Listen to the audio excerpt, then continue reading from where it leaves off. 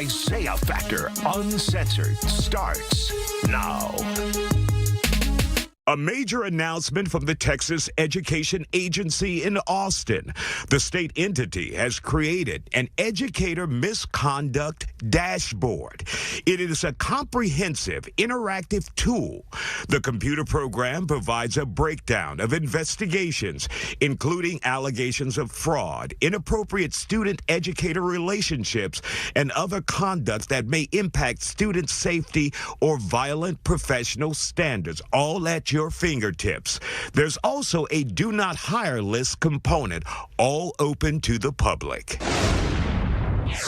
And here to tackle this topic, we have with us State Representative Jolanda Jones.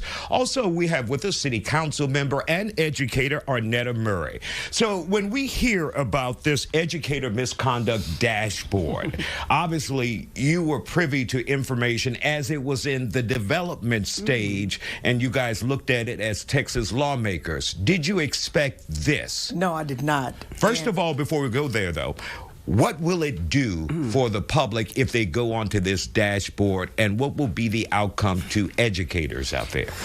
If I were an educator, I'd be terrified. Absolutely. Because all they're going to do is report complaints. If you get exonerated, they're not going to say that. And I think the title of it necessarily tells people what it's for. I was hoping for something where if a teacher did well, you could say that. If a teacher didn't. And it really only started with contractors to the districts. When I was on the school board, sometimes there'd be an educator who was found to have done something egregious, and then we'd have to decide whether we put them on the do not hire list or what have you, so that future employers would have an idea of what type of educator they were. That's what I thought it was. And even for contractors, because sometimes they have contractors, it's just morphed into something that I think attacks teachers. And when we vote for things in the legislature, we don't vote on the implementation of it. We vote on the idea of it, and we leave it for the agencies to figure out how it's worked. And I think the TEA has got this totally wrong. I believe it's one of those things where the road to hell is paved with good intentions. It was well-intentioned, but it's the road to hell for teachers. Arnetta, your thoughts about this dashboard that will be readily available to the public soon? Well, let me say this. Number one, we want to make sure that student safety is important. We have no problem with that. But what we do have a problem with is why you're doing it. And then we want the bad apples out, okay? But what about the good teachers? Are you going to use that? And what would you consider? I think they said certain conduct. It's misconduct. What do you consider misconduct? Because I've spoken against you, is that misconduct? Is it absence? Is that misconduct? Or is it because you had a teacher that did something inappropriate sexually or abused a kid? That's a different version, if you will. But because of Marath and because of Abbott, I don't trust what they're doing and the reason behind it. Well, I don't trust it. I was trying to figure out if a teacher's doing an exemplary job. Yeah. May I report that, and will people know that? No, there's not a place to put that. That's a problem. If someone makes an unsubstantiated complaint against the teacher, and the teacher is exonerated, it doesn't say that. So they won't say if the allegation was unfounded. No. It'll just be an allegation. There's an allegation. So I could envision this, because being an elected official, there may be an issue that a few parents are excited about. It's like the squeaky wheel sort of thing. A minority has a squeaky wheel. I could see you getting a whole bunch of people to file a complaint against one teacher because you're mad at him, and now you've got 200 complaints against a teacher. It could literally be unfounded, and all we would know is that teacher had 200 complaints.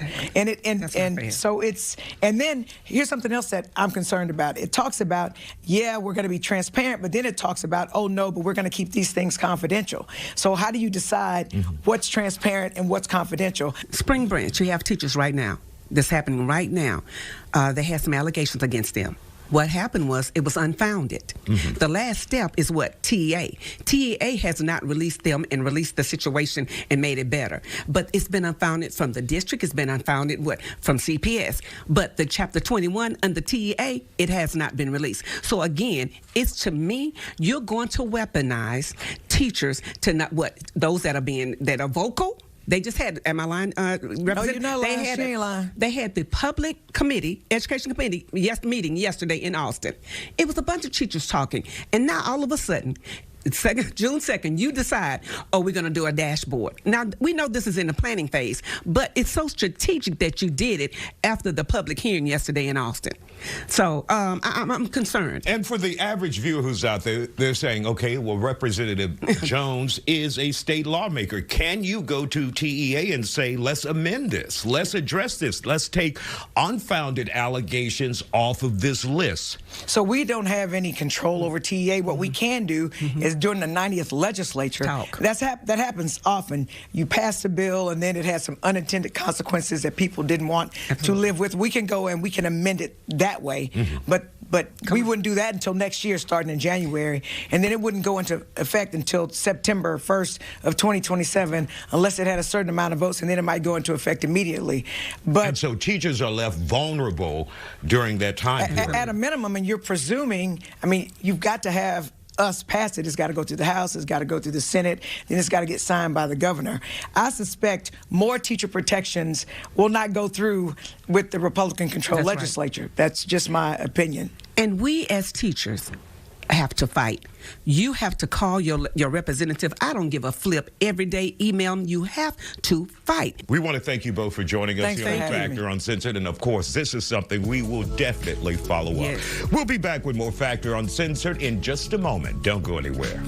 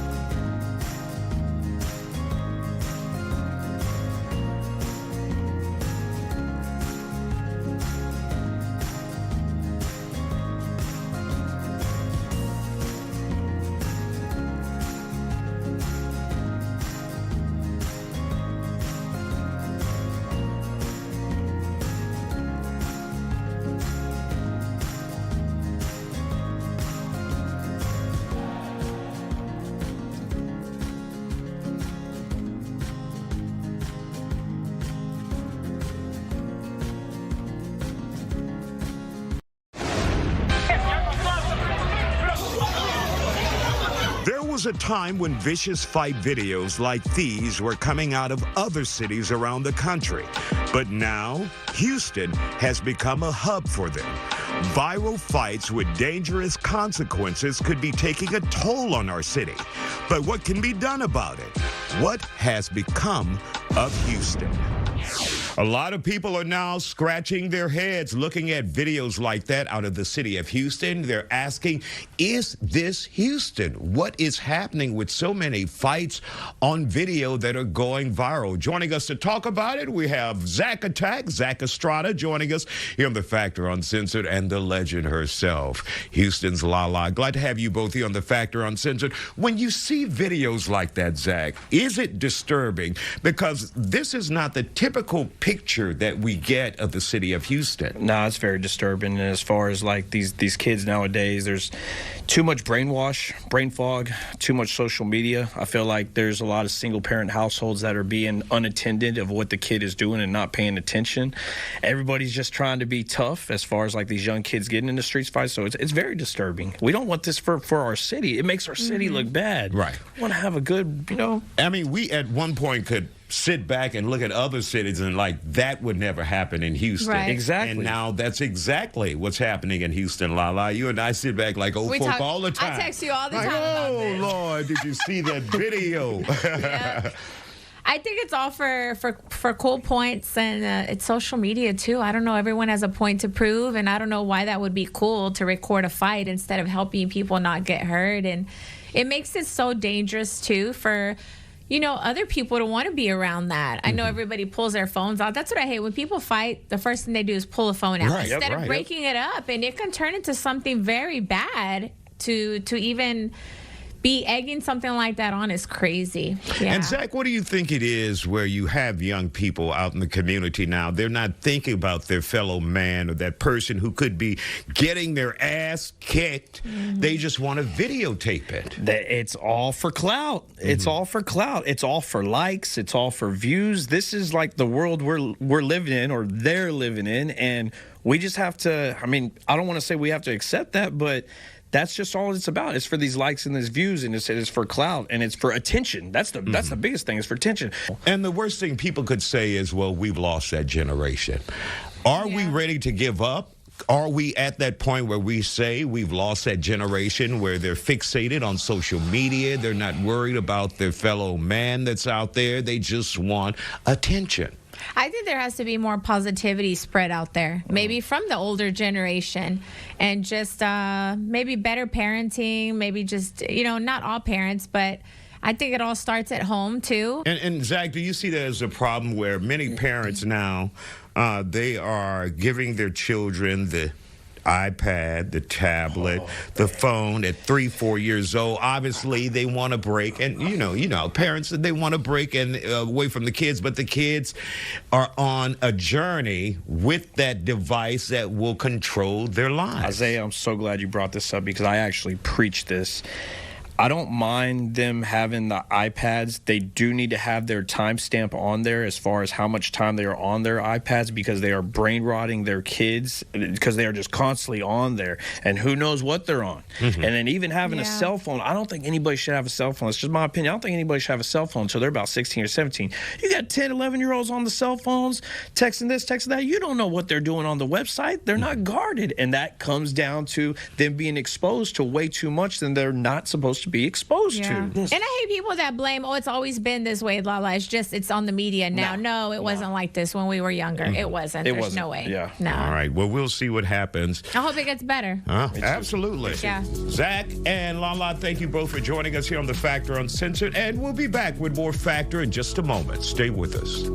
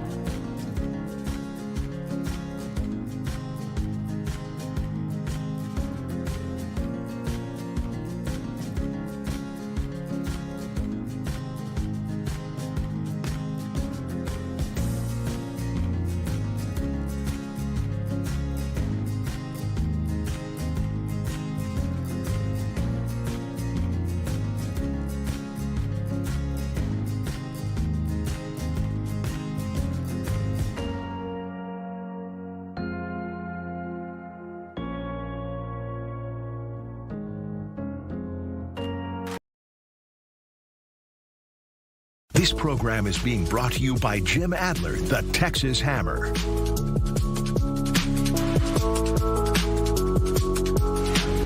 And welcome back to the Factor Uncensored. This is one of those conversations, phone conversations, you'd love to be a fly on the wall. Take a look at this from Fox News. They've posted it on social media. It reads, "You're effing crazy. You'd be in prison if you weren't for me. Everybody hates you.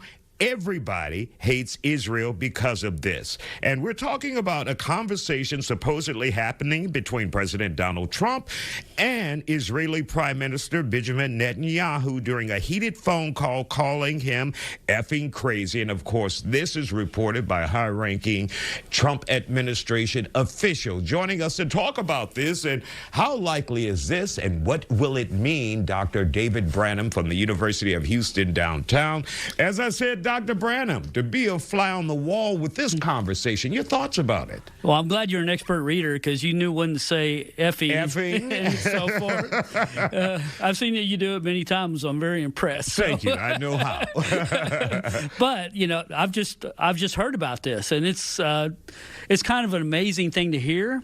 But really, are we surprised that that they would have this kind of a conversation where Donald Trump would say these things? Mm-hmm. I'm not surprised. But they always give the impression of such a united front. Oh, they do. Standing side by side. And I'm guessing that after this, they're going to say the same thing. We're standing side by side in a united front. And Donald Trump loves Israel. So I think in the end, this will probably smooth over a little bit.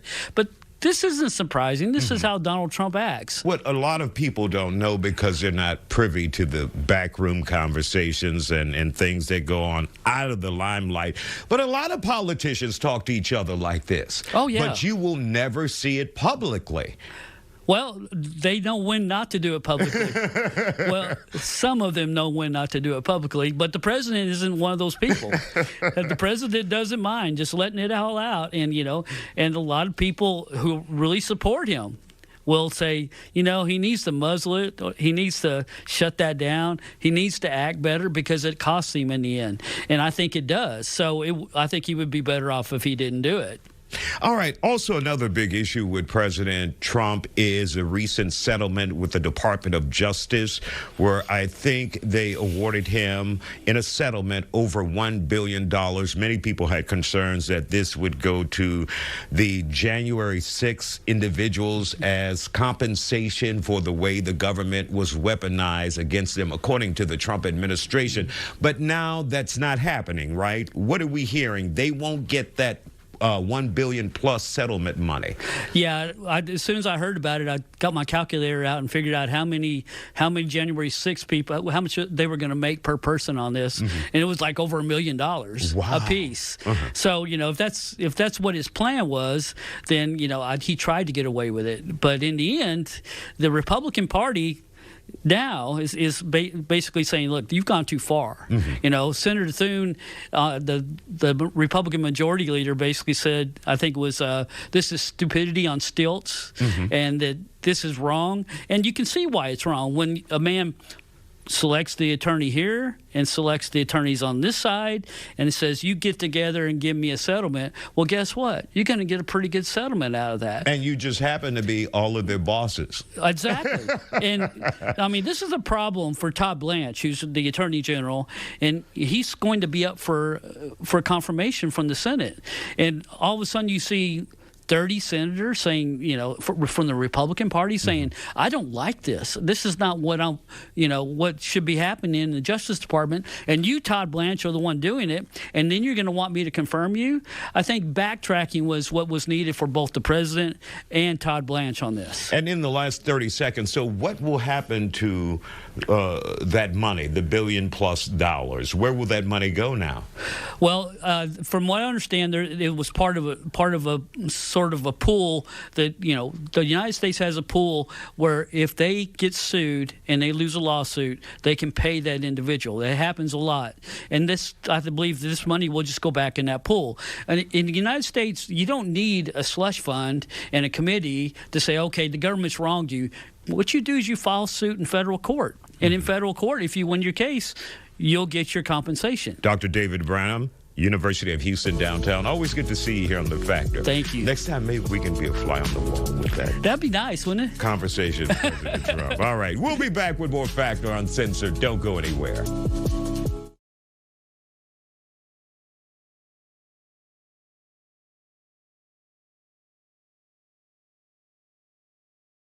you're in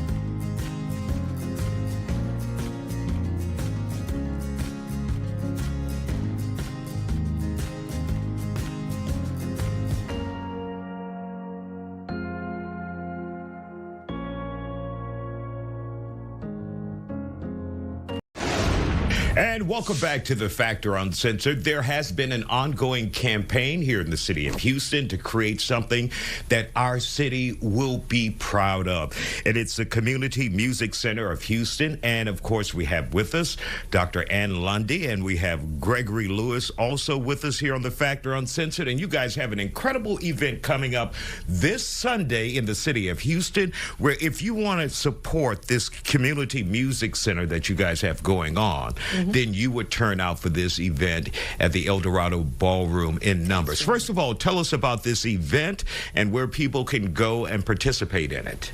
All right. Well, thank you for having us. This is this coming Sunday, June the 7th at 4 to 6 p.m. at, as you said, the great Eldorado Ballroom, which history is very much, itself. Very much. And I'm so grateful for the restoration and the beautiful work that they've done regarding saving so many parts of our black culture.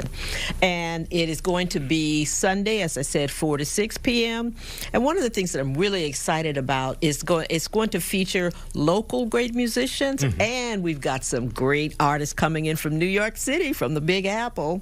They're called the Fiery String Sisters. Yeah, with the A at the end, A-S at the end, Sisters.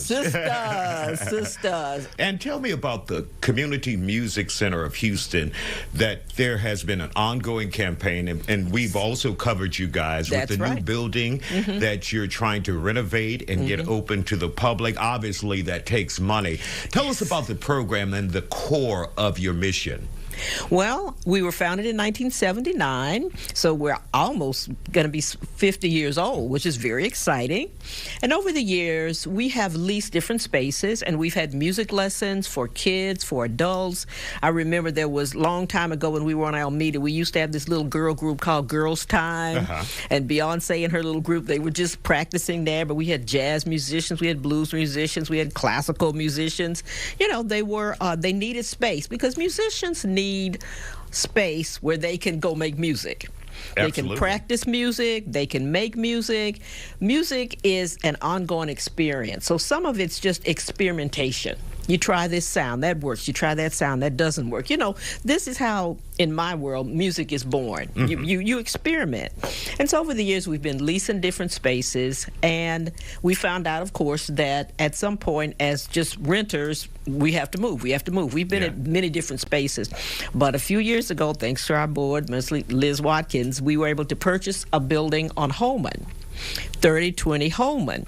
And we was prime location, beautiful facility, but it really needs work. It needs work. It really does, because as in terms of saving the Black heritage, this was done by the first Black architect here in the state of Texas, and the kinds of money that we need to go from small amounts of money to the larger amounts of money, a capital campaign, that's something that our Community Music Center of Houston is learning about. The capital campaign, that's so a different ball. So you need the public to give, absolutely. We need the public and to give support you. and absolutely and support us. And of course, we have Gregory Lewis here, the musician. Sir, when we talk about music and having a home for the community, for artists like the Community Center, what would that mean to an artist who's out there struggling, trying to make it?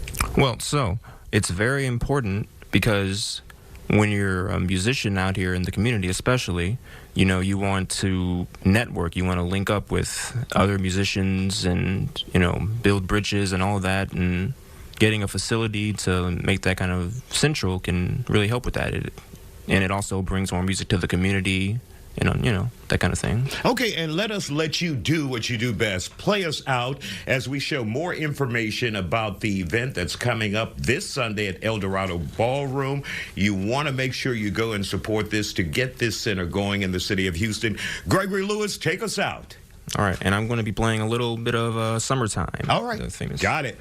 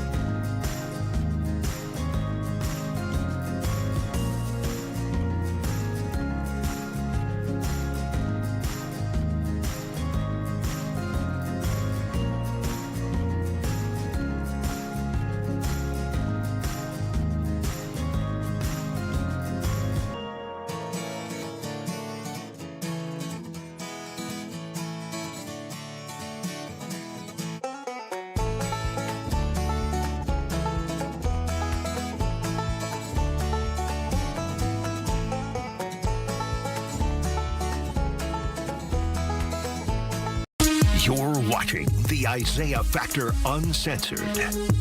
And welcome back to the second half hour, the Factor Uncensored. Thank you for hanging in there with me. Now we turn to this, which became a major conversation on my social media platforms involving artists out there working for free. Let's take a look. This simple post spurred hundreds of people into a conversation.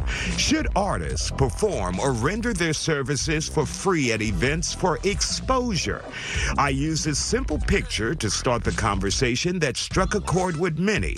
More and more artists, like musicians, singers, hosts, MCs, and others, are finding themselves working at big community events for free because many are told the exposure is worth it. Those folk who commented on my post said, "That's complete bull. Pay us for our time and talent. We don't need the exposure."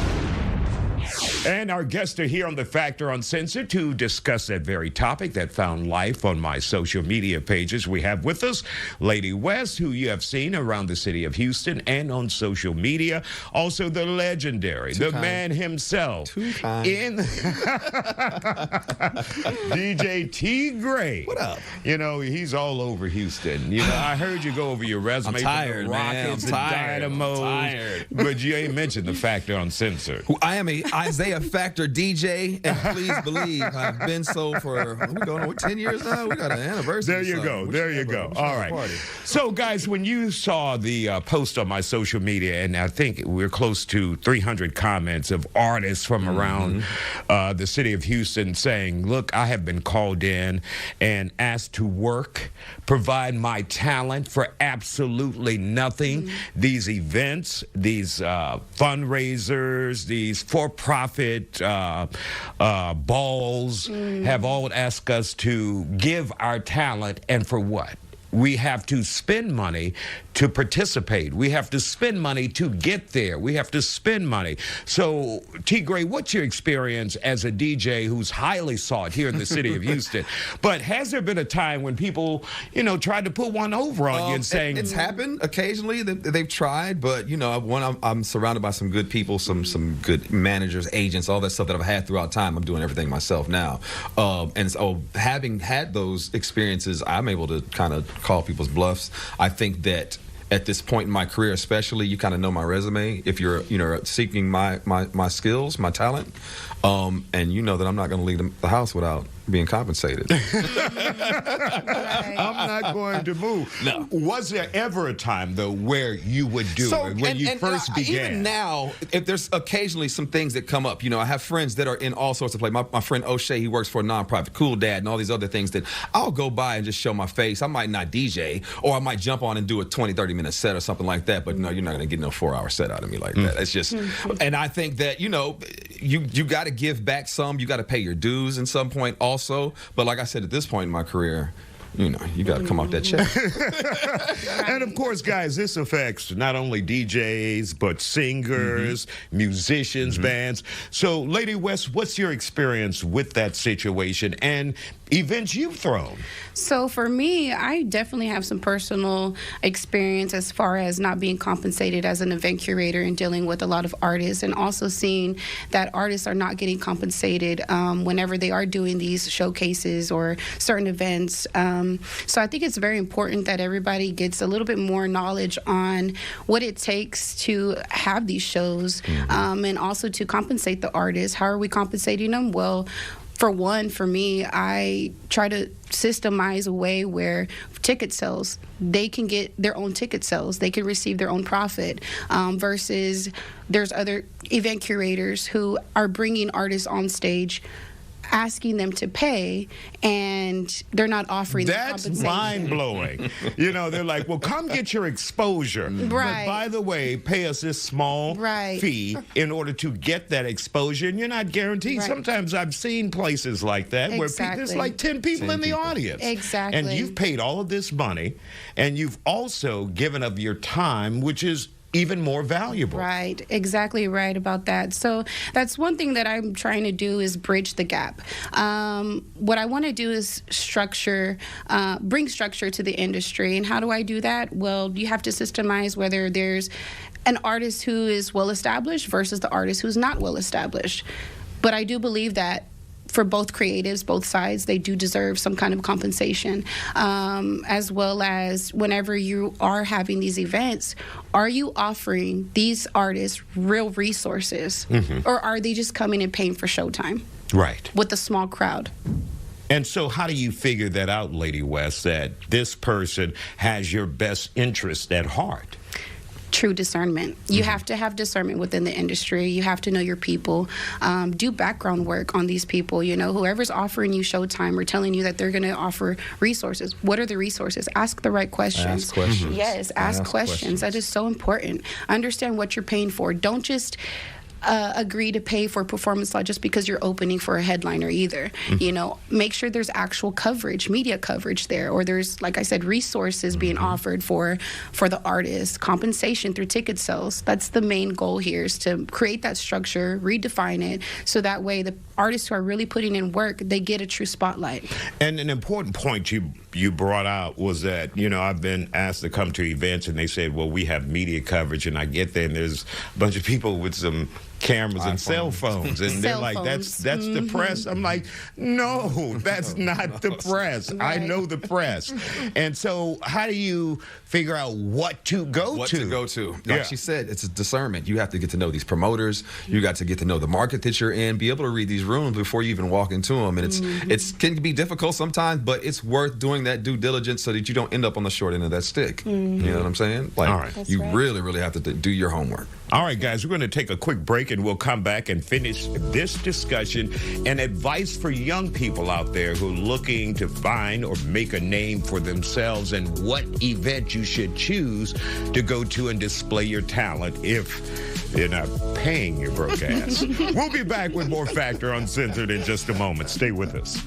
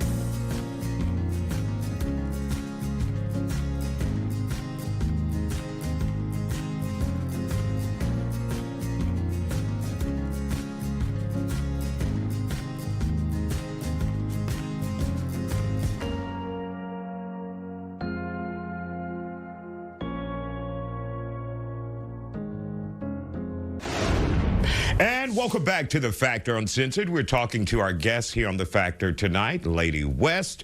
Also, the legendary TJD. Oh, Lord, Father Jesus in heaven. I forgot his name, and he's a legend. How much of a legend is that? Let's keep this in. Oh, keep my this God. in. DJ T. Gray. Legendary. Legendary with no name. You've only been with us for 10 years here on The Factor. I'm telling you. But for young people out there, T. Gray, for those who are trying to figure figure their way out and to break into the industry. What would be your best piece of advice for them, especially if you're looking for exposure and people are coming to you constantly saying, we have that exposure for you?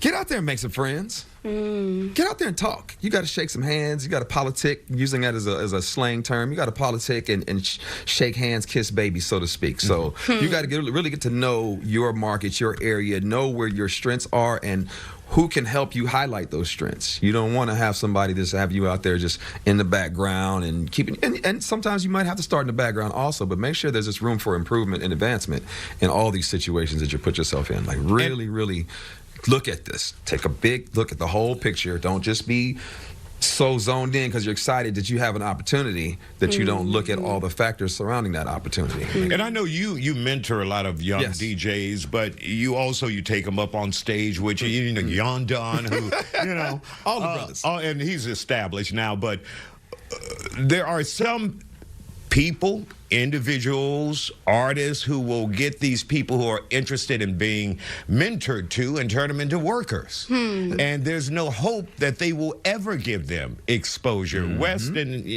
DJ T-Gray, there are people that will hold you under that thumb just to keep you. They will have you working for them. They end up doing less work and you're doing all the grunt work for them. Right. You got to be careful, man. Be careful and be able, like Ms. West said, to discern who you're dealing with and what their MO is so that they don't take you down some path that you don't need to be going down. Right. Yeah.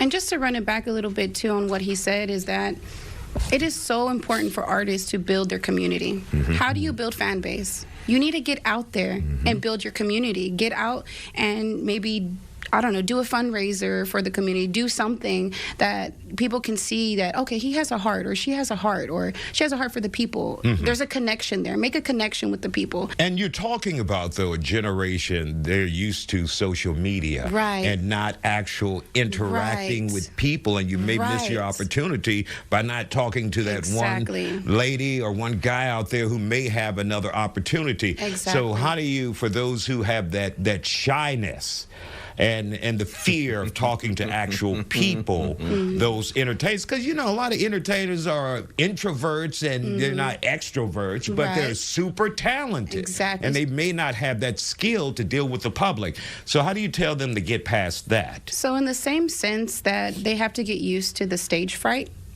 they have to get used to being in environments where they have to be social. So it's all a part of their development. And also, like, say, if they have a manager, usually the managers are speaking for them.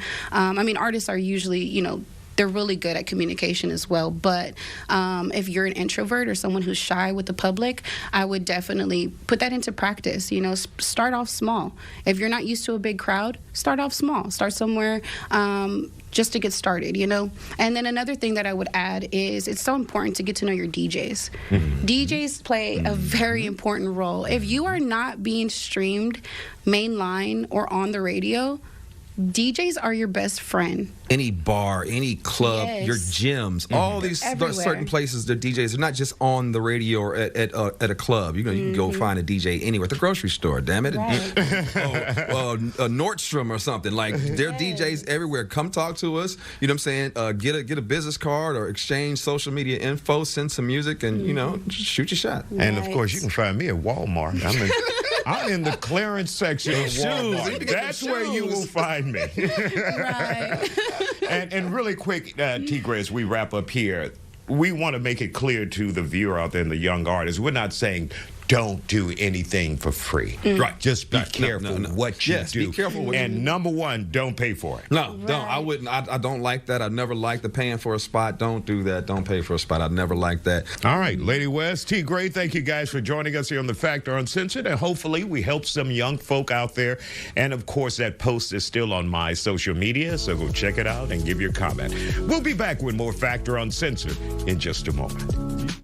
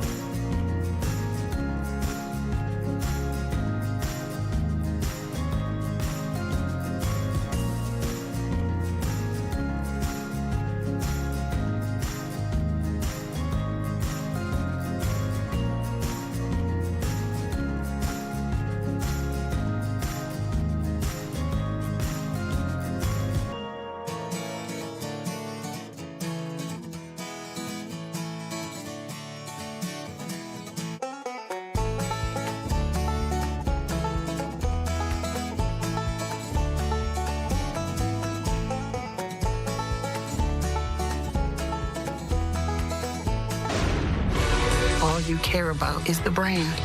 I'm your agent. You're my husband. Meet your new bodyguard. Taking care of you is more than just a job.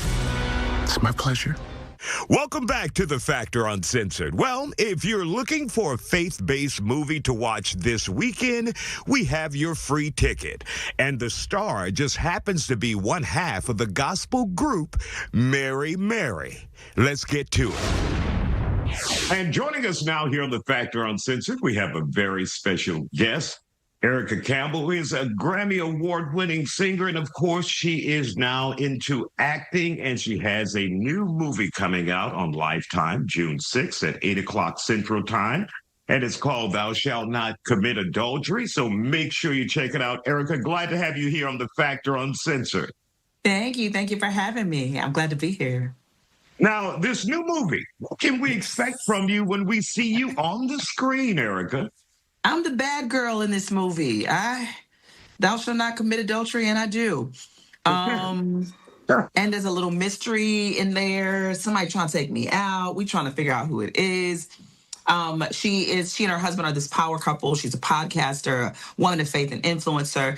And her husband is more focused on the work than he's focused on her. And so, he's hired somebody to protect her, and the bodyguard is careful and attentive. And got to watch the rest to see how it unfolds. But I love playing this character because I think that we go through it even in the church, but I don't think we talk about it much. I think we see the signs of it. And then when it all goes down, the chatter and the gossip happens after the fact. But I think that redemption is possible, especially when you realize you're on the same team, when you have a good circle of people around you that support you, but also hold you accountable.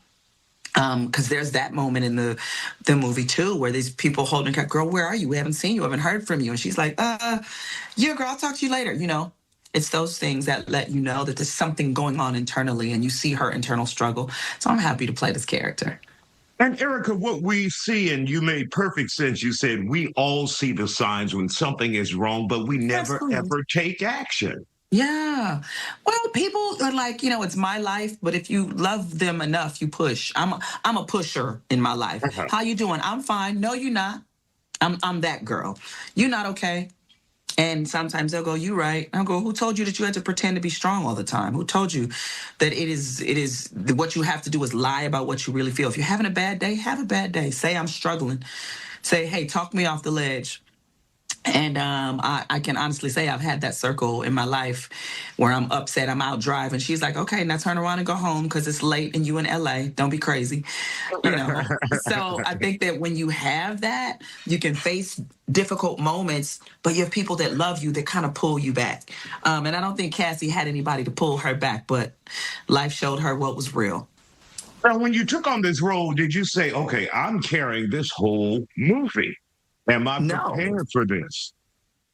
You know what? I'm the lead character, but I have some amazing co-stars who were there in the trenches. I mean, Miss Jasmine But remember, Erica, when they say, if this is a great movie, they're going to say Erica. If it's a bad movie, they're going to say, Erica just took on too much. Yeah, they will. They will. But I believe it's good. I believe there's always going to be people who won't get it and won't like it, and they're allowed that. But I'm proud of the work. I think it's great work. I think it's a great movie. And I'm not, some people are waiting on what other people think. I'm not necessarily waiting on what other people think.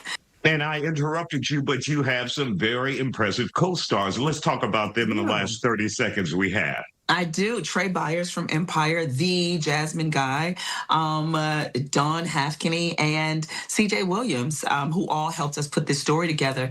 And it was quite a journey. I was in Atlanta for about a month filming this movie, literally from sunup to sundown. It was a lot. They kept saying you're first on the call sheet, so you're gonna be the first there and the last to leave, and I absolutely was. But I was prepared for it. It was a little overwhelming, but it was good work. I like being stretched. I like doing new things that I've never done before. We'll be back with more Factor Uncensored in just a moment. Make sure you stay with us.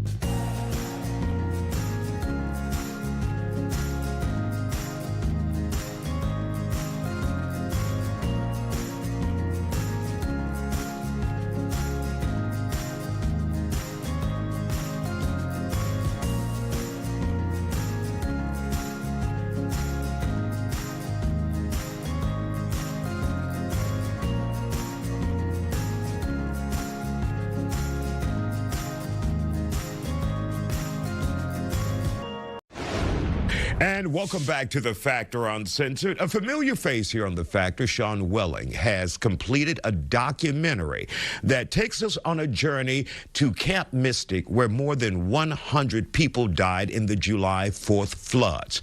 He had a red carpet premiere for that documentary, and we were there. Let's take a look. Taking me down and take me down. What do you want? We're always asking why, and we never know why. You don't. And I don't pretend to know, and that's as long as we all prayed together and prayed out loud, it was to keep us safe, keep them safe. We want them to know that what they felt and what they went through is heard. And we want the rest of the world, hopefully this film goes very far and people can understand more about what really happened, because that's not really out there. We don't all have the facts. And I want people to know not just the facts, but what the community did to survive this, and to remember the lives lost, to remember them in the most honorable way. I think just hearing the stories and first detailed account, like what happened, and hearing it out of the mouths of the families that experienced this horrible tragedy, and understanding what we can do as Texans moving forward to improve our community, to make sure this never happens again, but also just being a part of tonight is important. And what do you hope it will do for the public out there? I hope it just really can give people a chance to tell their story, in a non-biased way. There's been a lot of, blame game and finger pointing, and I think this is a good chance for people to just tell their story and what happened. Having compassion on this, incredible story that no one ever expected, and, coming together as a community. I think real, authentic, transparent stories, grieving is something no one expects to do in life, and having a community and others who unfortunately have gone through something like this together is important. No, how did this impact you personally? Well, I think the first thing is that people think this is a Mystic flood, and it's a Kerr County flood. And we want to know about the RV parks, the children there. We want to know about a lot of the lives lost, even past Center Point Bridge. There's a lot of immigrants that their lives were washed away that we don't know about.